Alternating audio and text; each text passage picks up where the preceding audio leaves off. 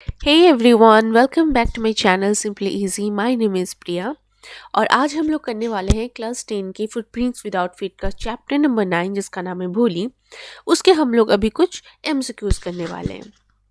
Now basically कितने MCQs करने वाले हैं हम लोग? 60 एमसीक्यूज। ठीक है, अब आपका एक टास्क है। मैं जो 60 एमसीक्यूज में आपको यहाँ पे करवाने वाली हूँ, आप इसको अच्छे से किसी जगह पे नोट डाउन कर लीजिए या जो करना है आप कीजिए, या आप स्क्रीनशॉट भी ले सकते हैं, क्योंकि ऐसा भी हो सकता है कि जो वीकली क्विज होगा हमारा, तो वो इन्हीं एमसीक्यूज में से एक क्वेश्चन या दो क्वेश्चन इनमें से आ सकता है। तो आप जितने ये क्वेश्चंस अच्छी तरीके से पढ़ोगे, क्विज में आपके जीतने के चांसेस उतने ही ज़्यादा बढ़ जाएंगे। ठीक है, और पूरा वीडियो देखना, सारे क्वेश्चंस आंसर करना, और जितना भी आपका स्कोर होगा वो कमेंट में बोलना। मान लो कि 60 में से आपके आंसर्स मतलब 55 सही हुए हैं, तो आप अपना स्कोर इस तरीके से कमेंट में लिख देना, so that I will understand कि हाँ आपकी भी कितनी तैयारी हुई है, आपके कितने सारे आंसर्स सही हुए हैं। Okay okay, pardon me if you are not getting my voice correctly, क्योंकि मैं बात नहीं कर सकती हूँ, अभी बहुत दिक्कत हो रहा है मुझको, एंड तबीयत ठीक नहीं है। So pardon for all that. हाँ, okay, so I hope you all are ready right now. Now let's jump into the question. तो ये आ गया हमारा फर्स्ट क्वेश्चन, एंड ये मेरा बेसिक सा क्वेश्चन होता है about the author. So who is the author of the story Bholi? And the correct answer is option number D, K Abbas. आप एक काम कर सकते हो, वीडियो को पॉज कर सकते हो, एंड अपना आंसर जो है वो मतलब मन ही मन में जो भी ये करना है वो कर लो, एंड उसके बाद मैं जब यहाँ पे आंसर बोल रही हूँ आप उसको एक बार चेक कर लो। Okay fine, next question. What was the actual name of Bholi? Bholi का एक्चुअल नेम क्या था? मंगला, सुलेखा, राधा या Champa? Absolutely option number B, Sulekha. Next question, what does the word Bholi mean? Bholi का मतलब क्या है? ठीक है, क्लेवर, विटी, अम्यूजिंग या simpleton? And the correct answer is simpleton. English में हम भोली को सिंपलिटन कहते हैं, यानी कि अ फुलिश पर्सन, जिसको आसानी से लोग बेवकूफ बना देते हैं ना। Okay, so next question is Bholi was the daughter of Bholi was the dash daughter of her parents. First, second, third, या fourth? Absolutely correct. Option number D, fourth daughter. Next question. What was the name of Bholi's father? Bholi के पापा का नाम क्या था? रामलाल, राम सिंह, रामनाथ या रामू काका? And the correct answer is Ramlal. अभी आप लोग सोच रहे हो कि मैम क्या, मैम ये तो इतने सारे बेसिक बेसिक से क्वेश्चन है। तो बेसिक से क्वेश्चन है तो इससे क्या फर्क पड़ता है? अपना मेन मोटो है कि छोटी छोटी चीज़ों को भी हम लोग बारीकी से पढ़ेंगे, ताकि आपको वो चीज़ें डिटेल में याद रहेंगी, है ना। क्योंकि कभी क्या होता है कि हम लोग जो अच्छे लगते हैं ना, जो डिफिकल्ट क्वेश्चंस होते हैं, उनको करने के चक्कर में जो इजी क्वेश्चंस होते हैं उनको हम लोग भूल जाते हैं, एंड गलती उन्हीं क्वेश्चंस में हम लोग कर देते हैं। ठीक है, चलो next question. Why was Sulekha called as Bholi? Sulekha को भोली क्यों कहा जाता था? आप वीडियो पॉज कर लो, सारे ऑप्शंस पढ़ लो, एंड आंसर सोच लो। Okay, now I am going to reveal the answer. The correct answer is option number C, because she was a backward child, है ना।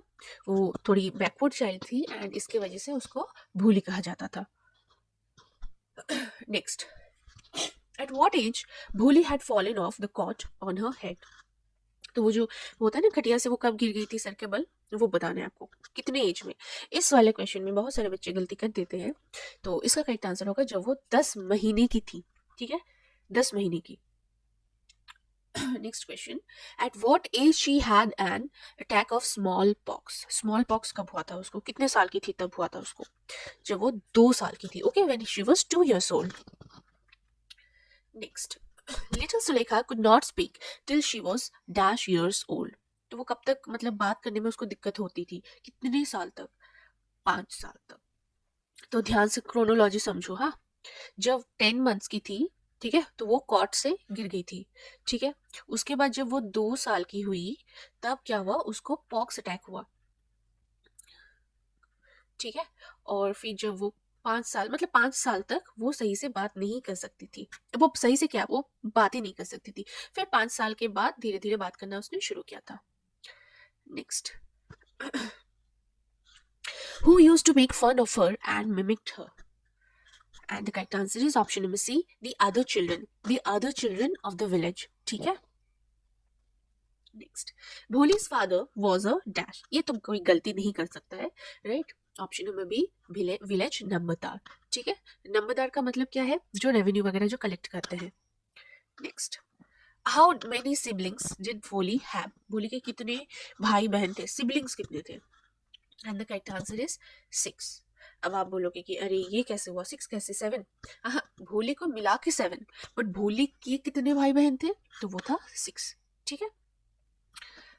मतलब रामलाल के 4 लड़कियां और 3 बेटे थे, तो उनमें से भोली एक थी, तो इसीलिए टोटल 7 एंड एक्सक्लूडिंग भोली अगर होगा तो 6. चलो, arrange the names according to the age, which one is correct. अब ये जो बहनी थी ना, तो बहनों के एज के हिसाब से उनका नाम जो है यहाँ पे अरेंज करो. And the correct answer is option number ए. मतलब सबसे बड़ी वाले का नाम था राधा, फिर मंगला, फिर चंपा एंड फिर भोली. Okay, so our next question is, who came to perform the opening ceremony of the village primary school for girls. जो village primary school for girls जो मतलब बनाया गया था, उसका जो उद्घाटन का दिन था, है ना, जो ओपनिंग सेरेमनी होती है, उस दिन कौन ऐसे जो बोलते हैं ना वो चीफ गेस्ट के हिसाब से कौन आए थे. ठीक है. And the correct answer is the tehsildar sahib. अच्छा, next question, what did tehsildar sahib suggest Ramlal. तो तहसीलदार साहब ने रामलाल को क्या सजेस्ट किया? ये कर लो, पॉज कर लो, एंड उसके बाद आप अपना आंसर सोच लो. हाँ, करेक्ट आंसर होगा that he must send his daughters to school. Okay, कुछ बच्चे यहाँ पे बोलते हैं that he must send Bholi to school. Tehsildar साहिब ने किसी भी पर्टिकुलर बच्ची का नाम नहीं लिया था. उन्होंने बोला था कि रामलाल, तुम तो इस गांव के नंबरदार हो, तो तुम अपनी बच्चियों को क्यों नहीं भेजते हो स्कूल में? तुम्हें यहाँ पे भेजना चाहिए और एक एग्जाम्पल क्रिएट करना चाहिए. Sorry. Okay, now, did Ramlal disobey the तहसीलदार. क्या रामलाल ने तहसीलदार साहिब की बात को मतलब इनकार कर दिया था? डिजोबे का हिंदी क्या होता है यार, सच में नहीं पता मेरे को. Okay, so the correct answer is no. अमान्य, नहीं पता नहीं, छोड़ो, कमेंट में बताना.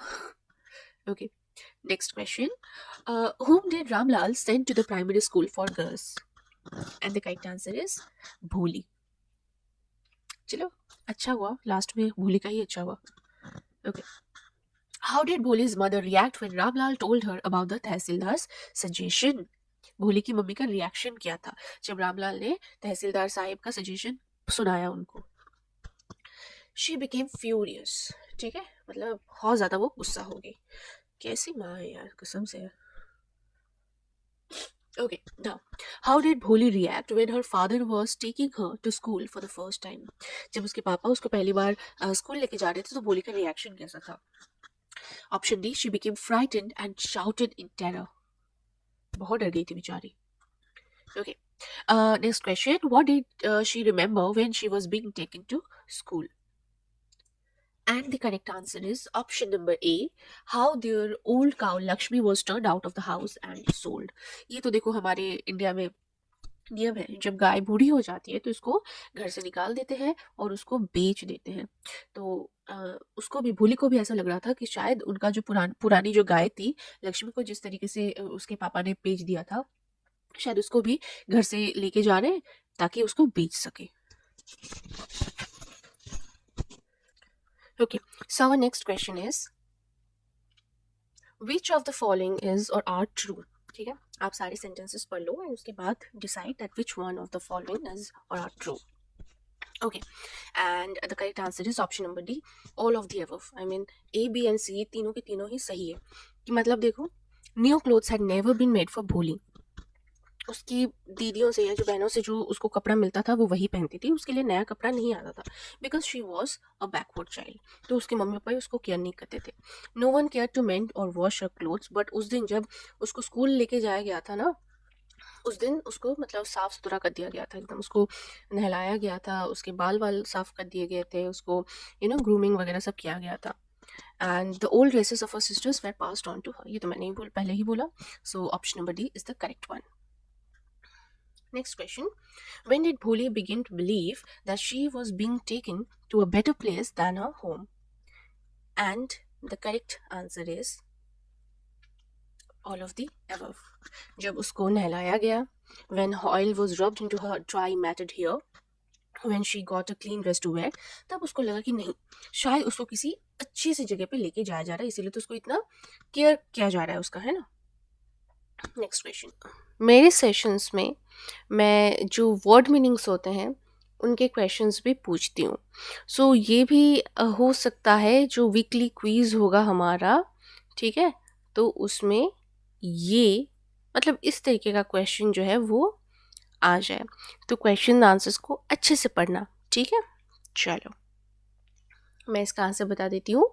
डिसेंट का मतलब क्या है? सिविलाइज, यानी कि बोलते हैं ना भद्र सभ्य, वो. Next, what does the word prosperous mean? Prosperous का मतलब क्या है? प्रॉस्परस का मतलब होता है rich and successful. Okay, none of the above.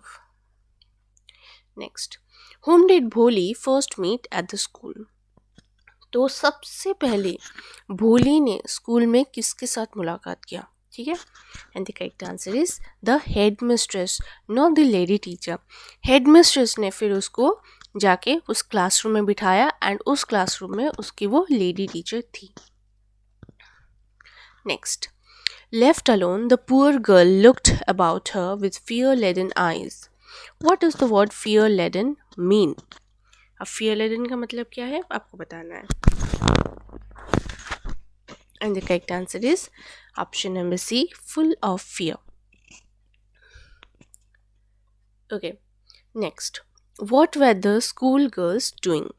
तो जब वो स्कूल में जब वो बच्ची गई तो उसने क्या देखा कि बाकी जो स्कूल के बच्चे थे वो क्या कर रहे थे.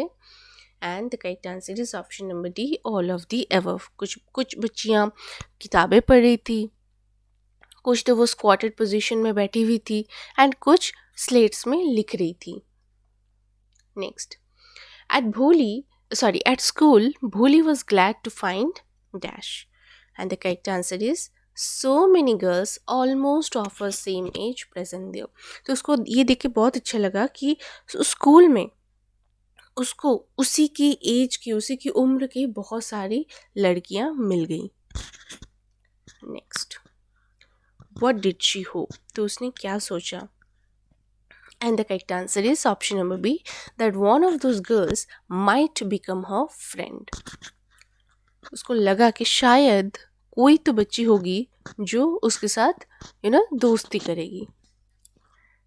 Next, what did Bholi do when the lady teacher was teaching the class? तो जब लेडी टीचर पढ़ा रही थी ना, वो मैम पढ़ा रही थी जब, तो भोली क्या कर रही थी? तो भोली जो पिक्चर्स बने हुए थे ना वॉल पे, उनकी तरफ देख रही थी, क्योंकि उसके लिए तो वो सारी चीज़ें नई हैं एंड स्कूल भी नया है, तो उसको कुछ समझ में नहीं आ रहा था. एंड बच्ची है ना, तो सॉरी हाँ, मेरा तबीयत आज सच में बहुत ख़राब है, तो प्लीज़ इग्नोर. ओके, तो भोली जो है वो डिस्ट्रैक्ट हो रही थी. हाँ, वॉल्स पे जो पिक्चर्स बने हुए थे उनसे डिस्ट्रैक्ट हो रही थी बार बार. Next, Bholi was looking at the dash on the wall. And the correct answer is she was looking at the spider. Okay. Bholi compared the brown horse of the picture with the dash. तो उनका वो जो picture था ना, उस wall पे एक picture था, एक घोड़े का पिक्चर बना हुआ था, तो उसमें एक ब्राउन रंग का घोड़ा था, तो वो उस ब्राउन रंग के घोड़े को किसके साथ कंपेयर कर रही थी? विद द हॉर्स ऑफ तहसीलदार. तो तहसीलदार साहब जब आए थे, उन्होंने जिस घोड़े पे वो चढ़ के जो आए थे ना, उस घोड़े के साथ वो कंपेयर करी थी. यानी कि बच्चे का माइंड देखो कितना शार्प है, वो चीज़ों को देख भी रही है एंड उनको कंपेयर भी कर रही है. यानी कि देखो उसका मेमोरी उतना भी ख़राब नहीं है ना. चलो next. Okay, who was standing beside Bholi while she was looking at the pictures? Of course, the correct answer is option number C, the lady teacher. Now, what was the teacher's reaction? तो वो जो teacher थी उनका reaction क्या था? देखो हमारे school में क्या होता था, अगर हम लोग ऐसे डिस्ट्रैक्ट होते थे ना, तो हमारी जो टीचर होती थी बड़ी खड़ूस, थोड़ी स्ट्रिक्ट थी. हाँ, तो वो हमको डांटती थी, बट ये टीचर ना बड़ी अच्छी है, तो she was actually smiling at her. Next, what did भोली do when her teacher asked her name? तब जो वो टीचर ने भोली को उसका नाम पूछा तो उसने क्या किया? तो the correct answer is option number B, she began to cry. Bholi बहुत डर गई, वो नर्वस हो गई थी बेसिकली, एंड वो उसने रोना शुरू कर दिया. Okay, next question, why were the girls laughing at her? तो बाकी लड़कियां क्यों मतलब हंस रही थी उसके ऊपर? पहली बात तो है बिकॉज शी वॉज स्टैमरिंग. ठीक है, शी स्टैमर्ड, एंड वो हकलाती है ना, स्टैमरिंग का मतलब क्या है? हकलाना.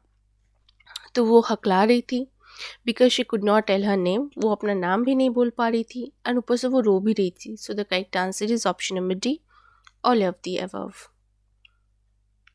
Next, when the bell rang what did the girls do? जब घंटी बजी ना तो वो सारे बच्चियों ने क्या किया?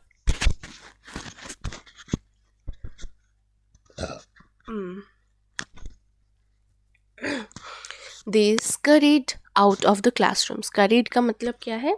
ओह एक सेकेंड, ये तो नेक्स्ट क्वेश्चन में आपको पता चलेगा. Okay, what does the word scurried mean? Scurried का मतलब क्या है? And the correct answer is option number B, moved hurriedly. जल्दबाजी में, हड़बड़ाकर कहीं पे, मतलब जिसको कहते हैं ना वो दौड़ भाग. ठीक है, वो. Now, what when the bell rang what did भोली do? भोली ने क्या किया? सारे बच्चियां तो मतलब एकदम हरीडली बाहर निकल गई क्लासरूम के बाहर, बट भोली ने क्या किया? भोली ने उसका उल्टा किया. She stayed in the classroom. Next, her head still lowered she kept sobbing.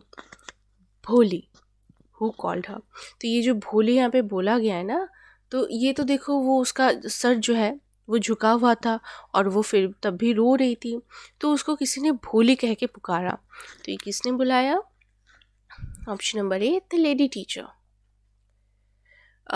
Y the voice touched her heart? तो ये जो आवाज़ सुन के उसको मतलब उसको दिल से लग गया, उसको मतलब बहुत ही अच्छा लगा उसको. ऐसा क्यों? Because it was very soft and soothing. ठीक है, उसको इस तरीके से किसी ने नहीं बुलाया था, and the correct answer is option number C. Next question, who encouraged Bholi to tell her name? Option number A, the lady teacher. Next, was she able to tell her name at last? क्या उसने last तक, and तक उसने अपना नाम बोला? And option number A is yes. Okay, उसने बोला था, हकला के ही सही, बट हाँ उसने बोला था. Okay, what was a great achievement for भोली? भोली के लिए सबसे बड़ी अचीवमेंट क्या थी उस समय जब वो क्लासरूम में थी? उस समय की बात मैं कर रही हूँ. ठीक है, option number C, that she was able to say her name at last. ठीक है, फाइनली उसने अपना नाम बोला, एंड ये उसके लिए बहुत बड़ी अचीवमेंट थी. ना, what did a teacher do after भोली was able to tell her name? तो टीचर ने क्या किया? Option number B, she patted her affectionately. Affection का मतलब क्या होता है? ममता. ठीक है, तो बहुत ही प्यार से उसको थपकियाँ दी. Okay, next question, what did a teacher suggest Bholi? Teacher ने उसको क्या सजेस्ट किया? And option number D is correct, all of the above. यानी कि उसको बोला कि बच्चा तुम हर रोज़ स्कूल आओ, एंड उन्होंने बोला कि तुम्हारे दिल में ये जो डर है ना, इस डर को हटा दो, और उसको एक बुक दिया, एंड उन्होंने बोला कि इस बुक को तुम अच्छे से पढ़ना. सो option number D is correct. Okay, what did the book contain? उस बुक में क्या था? ठीक है, आप यहाँ पे वीडियो पॉज कर लो, आंसर्स मतलब ऑप्शंस आप पढ़ लो. ठीक है, मैं यहाँ पे आंसर रिवील करती हूँ. Option number C, pictures of different animals each with a word in big black letter. जैसे मान लो एप्पल. हाँ, तो इस तरीके से था, एप्पल का मतलब ड्राइंग था, मतलब यहाँ पे एनिमल्स था. मैं यहाँ पे एप्पल बता रही हूँ, और यहाँ पे ए. ठीक है, फिर यहाँ पे ए फॉर एप्पल, इस तरीके से चीज़ बनाई हुई थी. चलो next. How did Bholi feel when her teacher assured her that she will be able to speak without the slightest stammer? जब उसकी टीचर ने उसको ये बताया कि भोली, तुम ना एक दिन ऐसा आएगा कि तुम बिना स्टैमर किए, बिना हकलाए तुम पूरा बात एकदम फ्लुएंटली बोल सकती हो, तो भोली को कैसा लगा? Option number C. ठीक है, वो गाना सुना है ना, तूने मारी एंट्रियाँ दिल में बजी घंटियाँ, तो उसको भी ऐसा ही हुआ. ठीक है, तो उसको लगा कि अचानक से सारे मंदिरों में जितने भी बेल्स हैं, घंटियाँ हैं, सारी बजने लग गई. देखना पुराने फिल्मों में यही होता था, कुछ मतलब खुशी का माहौल हुआ या कुछ मतलब अतरंगी सा होने वाला है, तो सारी जो टेम्पल्स की घंटियाँ होती थी वो टिंग टिंग टिंग टिंग बजने लगती थी. ठीक है, एंड और उसको ऐसा भी लगा कि जितने भी ट्रीज़ हैं उनमें सारे बड़े बड़े बड़े बड़े लाल रंग के फूल आ गए थे. ठीक है, ब्लॉसम हो गए थे. सो ये दोनों चीज़ें क्या इंडिकेट कर रही हैं? Happiness. Okay, she was extremely happy, she was very excited, and उसको लगा कि हाँ भाई कोई तो है मेरा सहारा. चलो next. Her heart was throbbing with a dash and a dash. And the correct answer is option number B, new hope and new life. Okay, next question. What changes occurred in the village with the passage of time?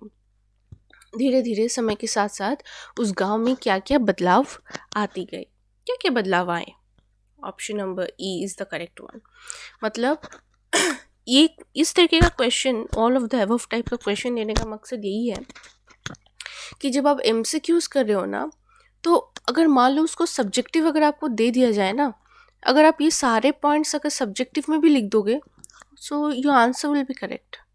ठीक है, तो इस तरीके के question देने का मतलब मेरा वही है. देखो पहला ऑप्शन क्या है, the village become a small town. तो पहली बात है कि अब वो विलेज विलेज नहीं रहा है ना, बहुत बदल गया है, वो एक टाउन बन गया है, छोटा सा ही सही लेकिन टाउन बन गया. और ये जो प्राइमरी स्कूल था, क्लास 5 तक जो स्कूल था, अब वो एक हाई स्कूल में कन्वर्ट हो चुका है. एंड वहाँ पे जो एक सिनेमा था, ठीक है, सॉरी कोई सिनेमा वगैरह पहले नहीं था, बट अभी एक सिनेमा हॉल हो चुका है जहाँ पे एक टीन की शेड है, और वहाँ पे एक कॉटन जिनिंग मिल भी आ गया है. ओके, एंड यहाँ पे ये भी बोला गया है कि मेल ट्रेन जो है अब उस रेलवे स्टेशन पे रुकता भी है, हॉल्ट लेने के लिए रुकता है, पहले कुछ नहीं रुकता था वहाँ पे. Okay next. What was Bishamber's proposal? Bishamber का प्रपोजल क्या था? विशंबर वही बदमाश लड़का, तो नहीं बोलूँगी, uncle. Okay, and the correct answer is option number B, he wanted to marry Ramlal's 4th daughter. कसम से भाई, मतलब गजब का हिम्मत है इस आदमी में. सही है, तो वो रामलाल की चौथी लड़की से शादी करना चाहता था. ये पहले देखो इस तरीके के लोग होते थे, है ना, मतलब 20, 30, 40 एज डिफरेंस हुआ करता था मैरिजेस में. सही है. Okay next question. Why Bholi's parents accept, sorry यहाँ पे एक्सेप्टेड होगा, हाँ, एक्सेप्टेड विशंबर्स प्रपोजल. तो भोले की मम्मी पापा ने क्यों एक्सेप्ट कर लिया? The correct answer is option D. देखो, because he was a well to do grocer, यानी कि अमीर है. He had a big shop and a house of his own, यानी कि अमीर है. He had several thousand in the bank, यानी कि अमीर है. और शादी के लिए क्या चाहिए? मनी, है ना. चलो, अब मम्मी पापा ने देखा कि अरे चलो विषम के पास पैसे ही पैसे हैं, अब चाहे वो इंसान हो या बूढ़ा हो, उससे क्या फ़र्क पड़ता है, लड़का हो बूढ़ा हो जो भी है, पैसे हैं, चलो दिलवा देते हैं, शादी करवा देते हैं, और क्या. 21 तोपों की सलामी भोली के मम्मी पापा को. वैसे इस तरीके के इंसान एग्जिस्ट करते थे. ठीक है, next. Why Bholi's father hesitated a little to accept the proposal? चलो, भोली के पापा जो थे उनको थोड़ा बुरा लगा था, थोड़ा हेजिटेट कर रहे थे, ठीक है ना, मतलब बोल रहे थे अरे मानूं या ना मानूं, है ना. तो ऐसा क्यों था? Option number D. अब यहाँ पे शुरू होती है विशंबर की कमियाँ। क्या कमियाँ थी? विशंबर बाबू जो है वो एक he was not a young man, he use to limp, लंगड़ाते थे, because his children from his first wife were quite grown up. एंड उसकी जो पहली क्या बोलूँ मैं, पहली बात, वो एक यंग मैन बिल्कुल नहीं था, ठीक है, क्योंकि उनके जो बेटे थे, पहले बीवी के जो बेटे थे, ठीक है, वो बहुत बड़े बड़े हो चुके थे और वो लंगड़ाते भी थे, तो इसीलिए उसके पापा ने थोड़ा सा हेजिटेट किया था। Okay, next, who were envious of Bholi's luck. तो भोली, सॉरी, तो भोली के लक मतलब भोली का जो किस्मत था ना, उससे भी कुछ लोग बहुत जल रहे थे, है ना, जल भून के राख हो रहे थे। तो ऐसा कौन था? इस भोली की खुद की अपनी सिस्टर, बहनें हैं या क्या है पता नहीं, वो खुद जल भून के राख हो रही थी। क्या बोले, चलो next, why the garland remained poised in Bishamber's hand. अब poised यानी कि एक जगह पे रुक जाना, ठीक है। अब विशंबर जैसे ही वो जयमाला होता है ना, तो जयमाला के समय विशंबर का हाथ एकदम से रुक गया, मतलब ऐसे माला है, ठीक है, ये माला जा रहा है जा रहा है जा रहा है, अचानक से रुक गया। और यहाँ पे भोली है, मान लो अचानक से इस जगह पे रुक गया माला, इसका कारण क्या है? क्योंकि विशंबर बाबू ने भोली का पॉक मार्क देख लिया। जो बचपन में, वो 2 साल की उम्र में जब उसको पॉक्स हुआ था, जो वो फेस पे दाग हो गए थे ना, विशंबर बाबू ने वो देख लिया था।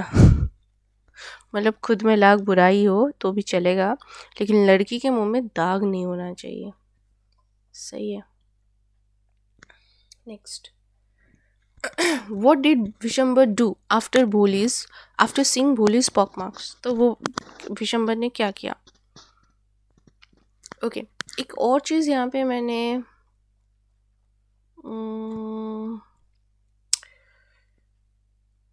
हाँ, यहाँ पे ना एक और पॉइंट भी हम लोग ऐड कर सकते थे कि उसके भोली के पेरेंट्स जो है वो उसका प्रपोजल क्यों एक्सेप्ट कर रहे थे।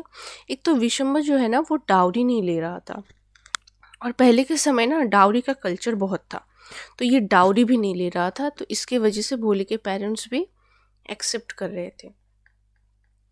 चलो यहाँ पे रुके थे ना, हाँ, तो हाँ, विशंबर ने क्या किया? ओके, विशंबर ने अब डिमांड करना शुरू कर दिया कि अब हमको चाहिए फुल इज्जत, यानी कि उसको चाहिए था डाउरी, ठीक है, और वो भी कितना, एक नहीं दो नहीं, पूरे 5,000।